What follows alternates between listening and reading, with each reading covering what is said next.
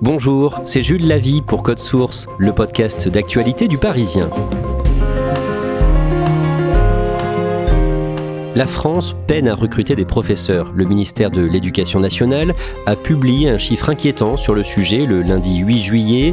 Sur près de 24 000 postes ouverts cette année, 3 000 n'ont pas été attribués. Il n'y avait pas assez de candidats. Le pays connaît une pénurie d'enseignants depuis le début des années 2020.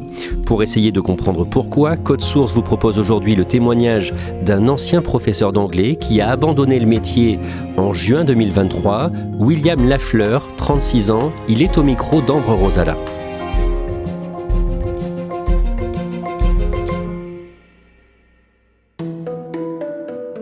William Lafleur habite à Toulouse, en Haute-Garonne. Depuis qu'il n'est plus prof d'anglais, il a publié un livre sur son ancien métier et il a écrit plusieurs bandes dessinées. William est né en 1988 au Pays Basque, à Saint-Jean-de-Luz. Son père est cadre technique et sa mère secrétaire. Enfant, je n'étais pas particulièrement fan de l'école. Moi, ce que je préférais comme tous les enfants, c'était la récréation ou 4h30 quand on pouvait partir. Et quand j'étais petit, je jouais déjà beaucoup aux jeux vidéo et notamment à Counter-Strike, qui est sorti quand j'étais au collège. Et donc, je voulais faire partie du GIGN. Vu mes performances en EPS, j'ai dû songer à une autre voie. Et en troisième, j'ai fait mon stage au Midi Libre à Sète, le journal régional. Et j'avais pu écrire mon premier article qui avait été publié, et j'en étais très fier. J'ai une professeure de français que j'avais en troisième, qui s'appelait Madame Tournier, qui était, je pense, la première à me valoriser sur ce que j'écrivais, notamment lors des rédactions, qui me les faisait lire à la classe, qui en disait beaucoup de bien, et ça m'a vraiment donné un coup de boost. On peut se dire que les professeurs peuvent avoir une influence bien plus grande qu'ils n'imaginent, et ce, des années plus tard, parce que sur le moment, moi, j'aimais bien, c'était chouette, mais en fait, c'est une influence qui a infusé en moi pendant des années jusqu'à réussir à accoucher de différents livres. William décroche un bac S avec quelques difficultés. Il décide alors de s'orienter vers une classe préparatoire littéraire, puis vers une licence d'anglais.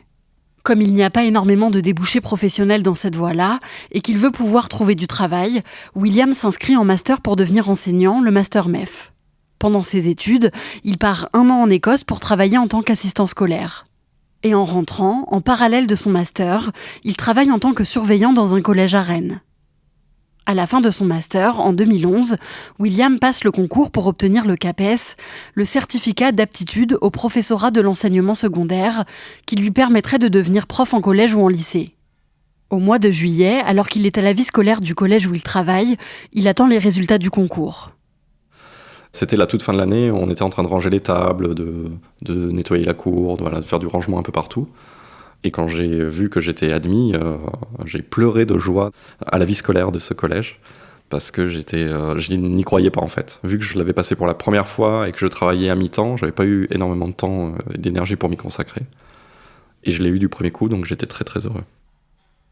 J'avais une vision assez précise de ce qu'était le métier. Je savais que c'était pas idyllique, je savais qu'il y avait des élèves récalcitrants, qu'il faudrait mettre des heures de colle, qu'il faudrait sanctionner, aller à la chasse aux devoirs non faits, etc.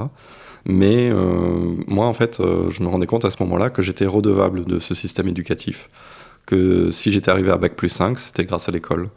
Que si j'avais réussi à être motivé à arriver jusque-là, c'est grâce à mes profs. Et donc j'avais à mon tour envie d'être celui qui passe le relais aux jeunes, quoi. Et donc j'avais vraiment hâte de me retrouver face à eux et de leur dire « L'anglais c'est trop cool et je vais vous aider à l'apprendre ». Avec ce diplôme, William devient professeur d'anglais dès la rentrée suivante, qui a lieu quelques semaines plus tard. Fin août, il apprend qu'il est affecté dans un collège de Laval, en Mayenne, à 1 heure de route de chez lui. Il déménage en urgence et début septembre 2011, il donne sa première heure de cours face à une classe de 3e. À ce moment-là, j'ai eu le tilt. Je me suis dit, mais je comprends pourquoi les profs font les fameuses petites fiches de présentation. Parce qu'en fait, j'ai vu que mes élèves n'avaient pas de cahier, ils savaient pas s'il fallait avoir un cahier et un classeur. Bref, impossible de travailler. Donc une fois que je me suis présenté, que j'ai écrit mon nom en gros au tableau, que j'ai donné les règles et tout ça, je me suis dit, il reste 40 minutes, qu'est-ce que je vais faire ? Et donc, je leur ai dit, bon, sortez une feuille, vous allez faire une petite fiche. Vu que je suis en anglais, j'ai quand même, il y avait une raison, c'était, je leur ai posé des questions en anglais, genre first name, last name, age, in letters, pour évaluer leur niveau. Mais en fait, la première heure, c'est un peu, faut meubler un petit peu, parce qu'on peut pas les faire travailler. Mais il faut les occuper quand même, parce que si on laisse des élèves inactifs pendant 10 secondes d'affilée, ça part en chaos. Donc voilà, j'ai succombé à la petite fiche dès ma première heure de cours, en me disant que je voulais révolutionner l'enseignement. William doit attendre 1 an avant d'être titularisé, il est pour l'instant professeur stagiaire. Il commence sa carrière en gagnant 1 600 € net par mois. En tout, il a 6 classes différentes, de 5e, 4e et 3e. En tant que prof collège-lycée, on a 18 heures par semaine, face aux élèves. Mais de la même façon, on n'imagine pas un footballeur jouer 1h30 par semaine lors d'un match, ou un présentateur télé travailler 1 heure par jour. Donc il y a un travail qui se fait en amont, qui est lourd en fait, et surtout les premières années.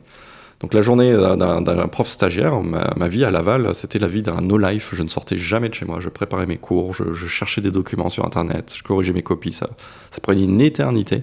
Alors, effectivement, au fur et à mesure des années, on gagne du temps, on peut réutiliser, réadapter des choses qu'on a déjà faites. Mais vu que les programmes changent tous les 3-4 ans, on peut jamais se reposer sur ses lauriers. Ou même le fait que on n'a jamais les mêmes classes. Un coup on a des 3e, un coup on a des secondes, un coup on a des 6e, on fait pas les mêmes cours, donc c'est compliqué. Dans le placard des salles où j'enseignais, j'avais un petit oreiller pour faire une sieste entre 2 cours, quoi. Quand j'avais 1 heure de trou, entre midi et 2, parce que j'étais épuisé, parce que j'avais besoin d'un regain d'énergie. Je me mettais assis à mon bureau, la tête posée sur le bureau, sur l'oreiller donc, et je faisais ma petite sieste, et parfois c'est la sonnerie qui me réveillait. Selon le ministère de l'Éducation nationale, la moitié des enseignants déclarent travailler au moins 43 heures par semaine. Pour éviter de ramener du travail chez lui, William décide de venir travailler au collège dès 8 heures tous les jours et d'en repartir le plus tard possible. En plus des cours à préparer et des copies à corriger, il doit être en forme pour faire cours à ses différentes classes. Pendant 1 heure, 55 minutes, on est en représentation. C'est-à-dire qu'on ne peut pas aller faire un tour dans le couloir pour s'aérer, on ne peut pas checker son téléphone, on ne peut pas aller aux toilettes. On est là, face aux élèves, et quand ça sonne, à la fin du cours, il y en a 30 autres qui arrivent, et c'est reparti pour un tour. Donc on a même rarement le temps de décompresser entre 2 cours. Ils veulent en plus notre attention, les collégiens, les lycéens, donc que ce soit en nous provoquant, ou en nous posant des questions, ou en ayant besoin d'aide, ils ont besoin de nous. À peine on a répondu à une question, ah, madame ou monsieur, moi je saigne du nez, ah oui, mais moi il m'a poussé, moi j'ai pas de stylo, monsieur il faut écrire, on est à quel exercice, etc. 50 questions à la seconde, c'est costaud, mais bon, c'est le métier. Il y a une seule classe avec laquelle ça se passe pas bien du tout, les 5e D. Eux, ils me détestaient. Et c'était des élèves qui étaient en grande difficulté scolaire, et je pense qu'au début, ils ont vu que je mettais le niveau trop haut pour eux. Et surtout que je ne savais pas aider les élèves les plus faibles. J'étais pas en mesure de le faire, et donc ça a créé beaucoup de ressentiment contre moi. Et vraiment, ils me haïssaient, quoi. Ils se moquaient de moi, ils me jetaient des bouts de gomme dans le dos, etc. Alors c'était pas très violent, c'était resté avec des 5e, mais j'avais la boule au ventre en allant en cours avec des élèves qui faisaient un tiers de ma taille. Mais malgré ça, avec les autres classes, on s'entendait super bien, c'était trop cool. Donc j'en ai gardé une très bonne expérience. Mais je savais aussi que là, c'était une année de stage, et que l'année de stage, on la passe généralement dans un établissement plutôt sympa, et surtout proche de chez nous. Je savais aussi que l'année suivante, j'allais être envoyé en région parisienne, ce qui est le lot de 90% des jeunes profs, et que ça serait moins rigolo. À la fin de l'année scolaire, en juillet 2012, William est titularisé. Il quitte Laval pour devenir TZR, titulaire sur zone de remplacement en région parisienne. En clair, il devient prof remplaçant pour l'Académie de Versailles dans les Yvelines. Il travaille désormais dans 2 établissements différents, à La Celle-Saint-Cloud et à Trappes. Déjà, travailler sur 2 établissements, c'est costaud. Dans une région que je connais pas, donc il fallait faire de la route entre les 2 établissements. Et puis face à des publics assez costauds également. Là, ça a été très difficile. Là, je suis tombé de haut, parce que les petits bouts de gomme que je me recevais me paraissaient très mignons face aux insultes, face à l'insolence, face aux stylos envoyés directement au visage de face, sans honte. Le premier jour, quand je suis revenu chez moi, j'étais en train de faire des courses et j'ai commencé à pleurer dans les rayons du supermarché, parce que je me suis dit, mais c'est ça ma vie maintenant, quoi. J'ai signé pour ça, pour me faire humilier constamment. Et bon, au fur et à mesure de l'année, j'ai réussi à prendre mes marques, à pas me laisser faire, mais c'était au prix d'une lutte et d'une fatigue et d'un épuisement moral assez conséquent. Il y a dans ce métier, comme dans beaucoup, déjà une autocensure vis-à-vis des collègues. Tout le monde fait croire aux collègues que tout se passe bien. Parce qu'en fait, on ne sait pas, on est tout seul dans sa salle de classe face aux élèves.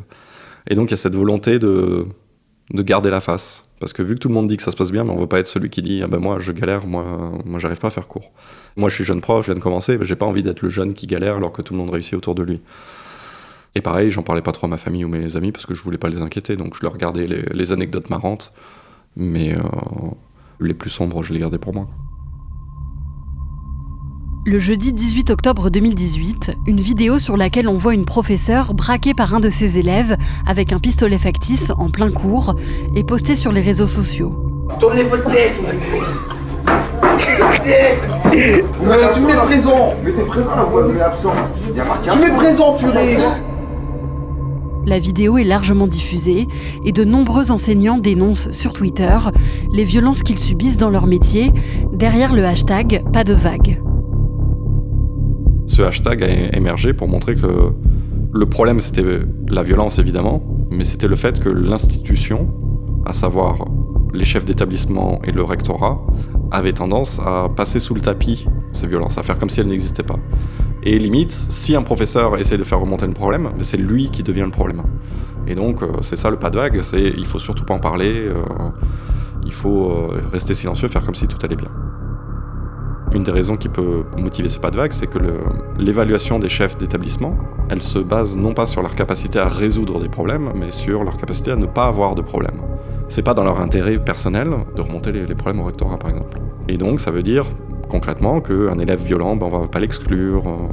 Et ça fait que les profs ne se sentent pas soutenus, et au contraire se sentent parfois écrasés par leur hiérarchie. C'est-à-dire que si vous remontez un problème d'un élève qui les a frappés, c'est des remarques du style peut-être que vous l'avez cherché, ou vous n'auriez pas dû lui confisquer son téléphone, ou vous n'auriez pas dû faire ci ou ça. Enfin, le fait de se faire frapper devient la responsabilité de l'enseignant, donc c'est double peine. Moi, j'avais un élève qui insultait toutes les filles de la classe, qui était odieux avec elles, qui leur tirait les cheveux, etc. Je fais remonter l'information, je l'exclus de classe quand il fait ça, on me le remonte, parce que c'est aussi un élève décrocheur scolaire et que pour une fois qu'il est en cours, faut le garder, quoi. Bon, du coup, il est là et il emmerde tout le monde. Donc, qu'est-ce que je fais ? Donc, je répète ça. À chaque fois, je fais des rapports d'incidents, je mets des mots dans son carnet, mais rien ne change parce que on veut pas l'exclure, on veut pas qu'il change d'établissement. Donc là, c'était pas des violences sur moi, mais je sais qu'il faisait subir un enfer au reste des élèves, quoi, surtout les filles. Après des années à être remplaçant et à travailler dans plusieurs établissements différents, William obtient enfin son premier poste fixe dans un lycée de la région parisienne. J'étais très très heureux parce que en plus moi je voulais enseigner au lycée. Le collège m'intéresse beaucoup moins que le lycée, donc c'était mon objectif. Je l'ai eu. Ça s'est super bien passé. J'ai été accueilli par une équipe au top, qui ont été géniaux, qui m'ont prêté plein de cours, qui m'ont aidé à faire mes premiers cours. C'était trop bien. J'étais ravi et si j'avais pu continuer d'exercer dans ces conditions, je pense que j'y serais resté peut-être toute ma vie. Sauf que est arrivé un homme du nom de Jean-Michel Blanquer qui a sorti la réforme du lycée de 2019-2020 et qui était une catastrophe, quoi. En décembre 2018, le ministre de l'Éducation nationale, Jean-Michel Blanquer, annonce en effet une réforme du lycée qui doit être mise en place dès la rentrée 2019. Au lycée général, les filières littéraires, scientifiques et économiques et sociales doivent disparaître pour être remplacées par un tronc commun et 3 matières de spécialité choisies à la carte par les élèves. Les épreuves finales du bac seront moins nombreuses et le contrôle continu comptera pour 40% de la note finale du baccalauréat. Et de nouveaux programmes doivent être élaborés en peu de temps. En apprenant cette réforme, William et ses collègues se mobilisent pour qu'elle n'aboutisse pas. On a commencé à en parler, à beaucoup faire grève. Moi, j'ai communiqué sur les réseaux sociaux pour prévenir des catastrophes qui arrivaient. Personne ne nous a écoutés, on nous a traités de preneurs d'otages, notamment le cher président de la République et Jean-Michel Blanquer, parce qu'on exerçait nos droits, quoi. Et la population semblait pas du tout nous soutenir, donc la réforme est passée, et c'est la destruction des groupes classes. C'est-à-dire qu'avant, on avait les TES1, les TL2, voilà. Là, les élèves ont un tronc commun, et quand il y a cours de spécialité, il y en a qui vont en anglais, il y en a qui vont en philosophie, il y en a qui vont, je sais pas, en langue ancienne, et ainsi de suite. Et donc, ils sont éparpillés, et donc moi, ceux que je vois en anglais en spécialité littérature, ils ne se connaissent pas entre eux, ils se voient 2 fois par semaine. Donc déjà, le groupe classe n'existe plus vraiment. C'est très dur pour les élèves. Ensuite, il y a eu le changement des programmes, où on nous a dit, maintenant... Avant, vous aviez des séquences de 8 cours pour faire un gros cours bien dense, mais maintenant, il faut que ça soit bouclé en 3-4 heures. Il faut changer de thème toutes les 2 semaines, quoi, en gros. On a l'impression de plus du tout aller en profondeur, d'aller en surface, donc pas très intéressant. Et il y a donc le nouveau bac, qui est un bac continu, un contrôle continu, censé rassurer les élèves, parce que le bac en juin, ça stressait tout le monde. Que là, le bac en continu, sur 2 ans, Ça fait que les élèves de première, à chaque note, ils sont au bout de leur vie, quoi. Ils ont l'impression s'ils ont un 5 en anglais, ils se disent « mais j'ai raté mon bac », quoi. Et ils vont nous supplier de changer les notes, les parents vont nous appeler, faire pression parfois. Ça change complètement le rapport, donc on devient des machines à noter, parce que le but c'est de noter pour le bac. Je voyais des enseignants qui pleuraient, littéralement dans les couloirs, qui n'en pouvaient plus, quoi. Et en fait, ça a provoqué des burn-out à la fois chez les personnels, mais également chez les élèves. Pour moi, à ce moment-là, j'étais plus un enseignant, je n'étais plus là pour enseigner, j'étais un évaluateur. Plus grand-chose n'a de sens, et donc à ce moment-là, je me suis dit, bon, le lycée, c'est fini, je vais demander ma mutation ailleurs. William demande sa mutation dans le sud de la France, mais elle n'est pas tout de suite acceptée. Il fait un burn-out en février 2020, s'arrête pendant 2 semaines, puis reprend les cours au lycée. Le 12 mars 2020, le président Emmanuel Macron annonce la fermeture des établissements scolaires à cause de la pandémie de Covid-19. Puis le confinement est annoncé le 16 mars. Et à partir de là, les profs continuent d'assurer leurs cours comme ils peuvent à leurs élèves à distance.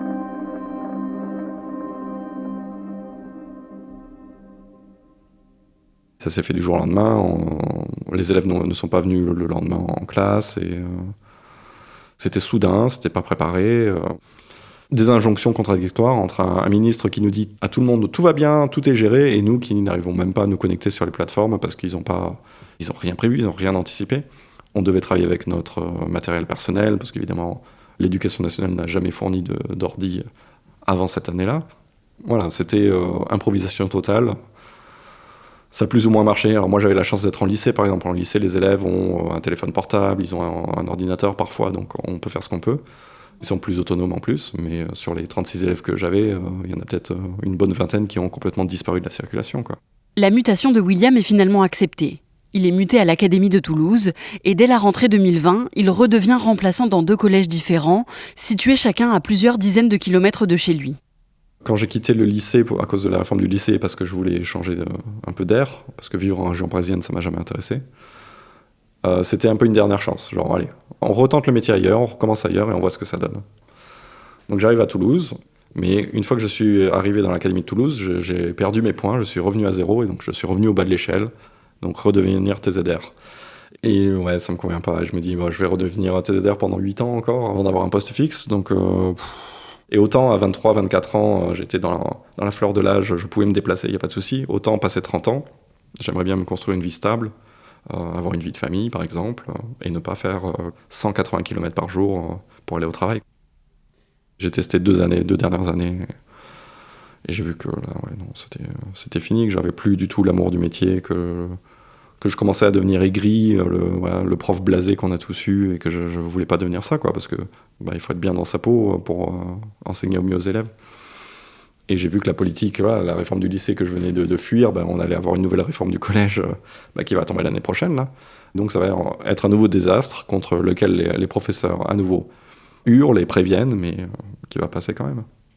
Au début, j'ai pensé que le plus dur, finalement, c'était les parents. Mais finalement, ça a été le plus dur à gérer, c'est l'institution. C'est le mur qu'on a face à nous. C'est cette incompréhension et cette impression de ne pas exister pour eux. Par l'institution, j'entends parfois les chefs d'établissement, mais surtout le rectorat. Les rectorats, par exemple, nous sommes gérés par ce qu'on appelle la DPE, Division des personnels enseignants. Nous n'avons pas le droit de les rencontrer. On ne peut pas se rendre sur place au rectorat pour leur parler. Il y a des gardes armés devant les rectorats de France. On ne peut pas les rencontrer. Si on veut, on les appelle, mais ils ne répondent que très rarement, parce qu'eux-mêmes sont en sous-effectif et sont épuisés. Et donc, pour discuter de nos affectations, de notre salaire, tout ça, on n'a pas d'interlocuteur. Et donc, on a l'impression d'avoir face à nous un bulldozer sans visage et juste de se faire écraser tous les 5 ans quand il y a une nouvelle réforme. Et c'est ça qui épuise, je pense, les collègues. C'est qu'après ces réformes, le sens du métier change et se perd. Si on n'a pas la gratitude des parents, si on n'a pas celle de l'institution, si on n'a pas le salaire, si on n'a pas les moyens de bien travailler, au bout d'un moment, on se dit « pourquoi je reste ?» Alors le pourquoi, souvent, c'est la vocation, mais une fois que celle-ci est brisée, on s'en va. Donc j'ai préféré partir.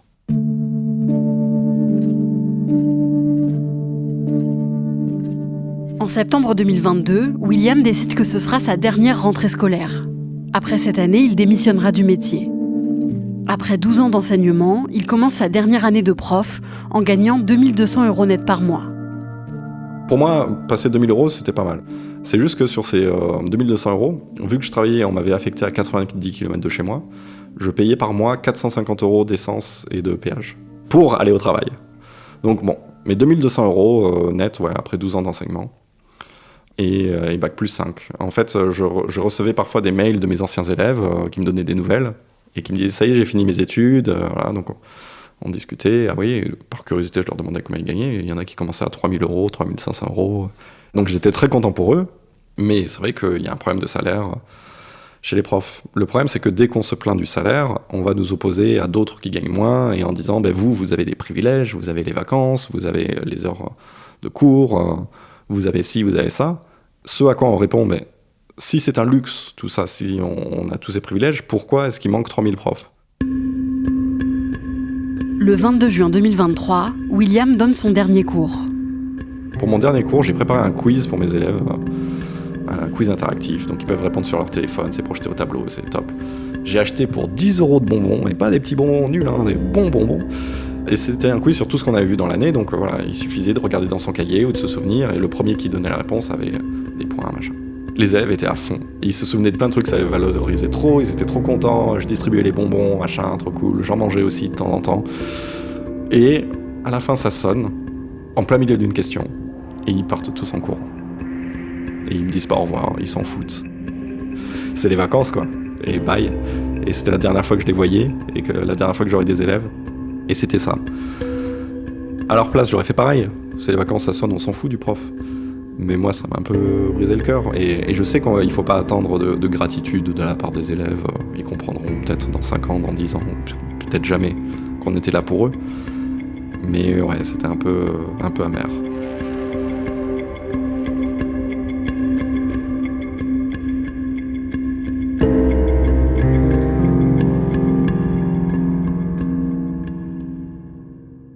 Ambre, qu'est-ce qu'il va faire maintenant ? Alors aujourd'hui, il est devenu auteur pour des bandes dessinées principalement. Il en est encore au tout début, mais il commence à pouvoir vivre uniquement de ça, de son activité d'écrivain. On l'a dit au début de ton sujet, il a écrit un livre sur ce que vivent les enseignants, livre intitulé « L'ex plus beau métier du monde ». C'est paru chez Flammarion en août 2023. Et pour écrire ce livre, il ne s'est pas uniquement basé sur son expérience. Non, en fait, pour écrire ce livre, il a posté un appel à témoins sur ses réseaux sociaux pour récolter des témoignages de profs sur leur vécu au sein de l'éducation nationale. Et en moins de 2 mois, il a reçu près de 2500 témoignages d'enseignants, mais aussi de personnel de l'éducation nationale. Il les a tous lus et à partir de là, il a pu écrire ce livre qui recense et qui développe une dizaine de raisons sur le mal-être des profs. Et en fait, il m'a expliqué qu'il n'avait pas écrit ce livre pour taper gratuitement sur l'éducation nationale, mais parce qu'il est profondément attaché à ce métier et qu'il aimerait que les choses changent. Et William Lafleur, il est très suivi sur Twitter, 400 000 abonnés. Oui, c'est ça. En fait, au départ, il a créé ce compte qui s'appelle Monsieur le prof pour raconter son quotidien de prof avec des anecdotes souvent drôles. Mais à partir de la réforme du lycée en 2019, ses tweets sont devenus plus engagés contre cette réforme et pour dénoncer aussi les dysfonctionnements dans l'éducation nationale de manière générale. Et depuis 1 an qu'il a quitté le métier, son compte Twitter existe toujours, mais il s'en sert beaucoup moins. Et par contre, il a une page Facebook qui s'appelle Monsieur l'ex-prof, sur laquelle il continue de publier des posts. Au bout du compte, est-ce qu'il regrette d'avoir été professeur ou pas ? Pas du tout. Il regrette pas du tout d'avoir été prof. Il a adoré toutes ces années d'enseignement, mais il ne regrette pas non plus d'avoir quitté le métier. Il m'a dit que ça ne lui manquait pas du tout, notamment parce qu'en étant auteur, il est amené à faire des interventions auprès d'élèves en classe. Et cette année, il a par exemple donné des cours 1 fois par mois pour apprendre aux élèves à écrire, à structurer un récit. Et donc, il est resté un petit peu en contact avec l'enseignement et ça lui va très bien comme ça lui suffit. Merci Ambre Rosala. Cet épisode de Code Source a été produit par Thibault Lambert et Barbara Gouy, réalisation Julien Moncouquiol. Code Source est le podcast quotidien d'actualité du Parisien. Pour toute l'actu en direct, rendez-vous sur leparisien.fr. Vous pouvez aussi écouter nos 2 autres podcasts sur leparisien.fr et sur toutes les plateformes audio. Le Sacre, podcast Jeux Olympiques et Crime Story, consacré aux grandes affaires criminelles.